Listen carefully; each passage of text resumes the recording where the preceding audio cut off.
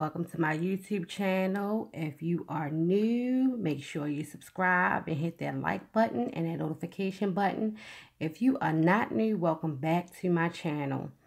I chose to go live with this one simply because I don't feel like going through the editing process, and I am checking out to see how my video will come out with this live video with me using my phone to record sideways. This video today, as you can see from the topic, is about losing a parent at a young age. So I'm going to tell you guys my story and the effects that it has as you become an adult. Because many don't know that when you lose a parent as a child, even if you're down to like the age of 3 years old, it can still impact you if your memory is if you have a good memory. Sorry about having my brace in the way. I just feel more comfortable because I'm sitting at my dining room table with my elbow posting my arm up. But let's get into this video. I'm going to give you guys the background story of what I have been dealing with from losing my father. I lost my dad when I was, I believe, 7 or 8. And I have 8 siblings total. So we all lived in a home together. And I had, when I was younger, what was, I guess you can say, I could foresee things. I could foresee death. And if it wasn't death, I could foresee something happening to someone that was tragic or small channel. So okay, so I'm getting some feedback. That is good. If you guys want to comment, that's fine, and I will respond once I am done recording. But tune in, make sure you share. Sorry for that abrupt stop. It just popped up and I wasn't I was thrown off guard by that comment that just popped up. But feel free to comment. Oh, okay, so back to my story. I lost my dad when I was young, 7 or 8. I'm now 29. And when I lost my dad, the night that I lost him was a very unusual night. With me, I was still home with my biological mom. I was raised in foster care because after my dad passed away, my mom could not handle her children. All of us went buck wild, and it was a lot to bear, and we were out of control. So Child Protective Services got involved, and eventually, one by one, we were all taken out of home and put into foster care. Long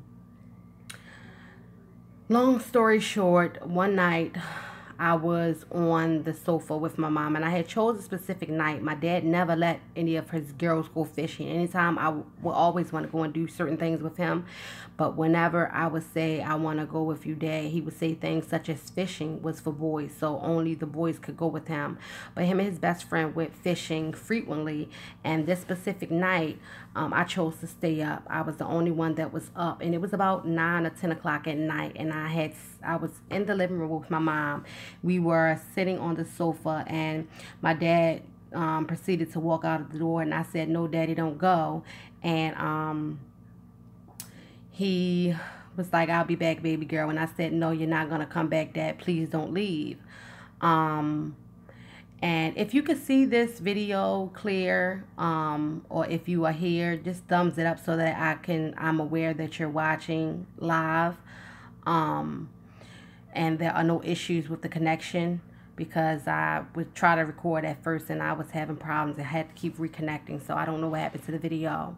But anyway, I told my mom, I said, "Mom, don't let him leave out the door. He's not going to come. He's not going to come home. He's not going to come back. Please don't let Daddy go." She let him walk out the door anyway, and I sat at the window and I watched him until he was out of my vision. And I cried.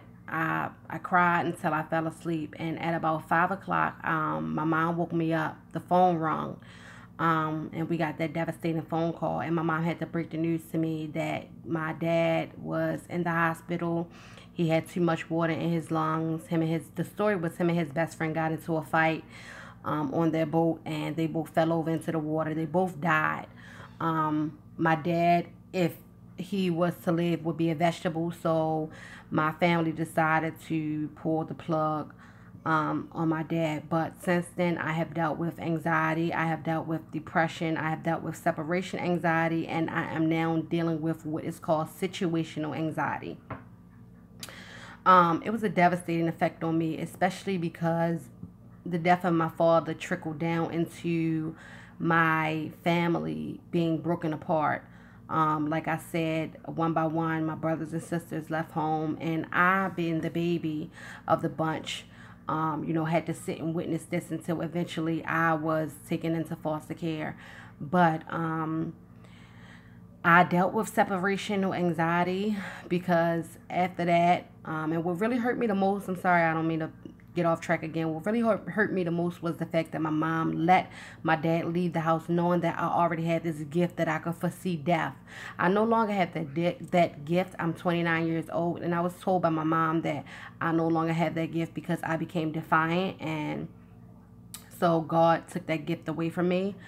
Um, and my since then, my dad did at a young age come to me in my dream and try to get me to come with him. I was very scared.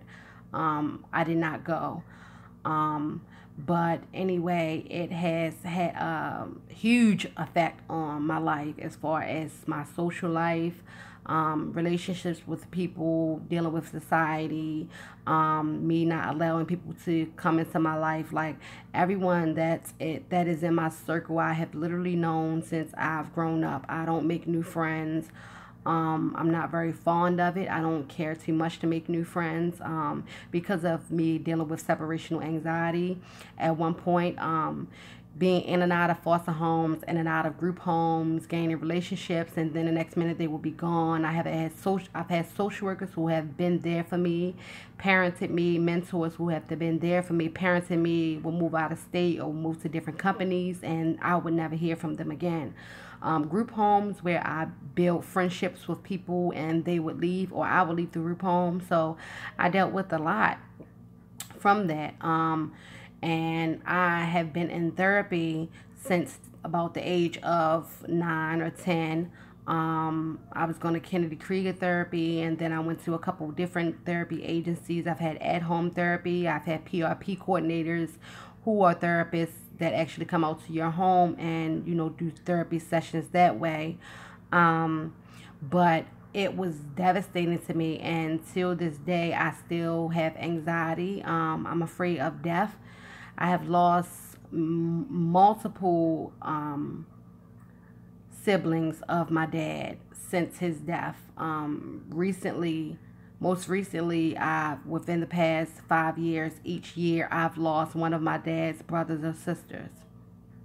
And the most devastating ones were my favorite aunt and my favorite uncle. So it has taken a toll on me, and I'm still in therapy now. I see a psychiatrist, I see a therapist.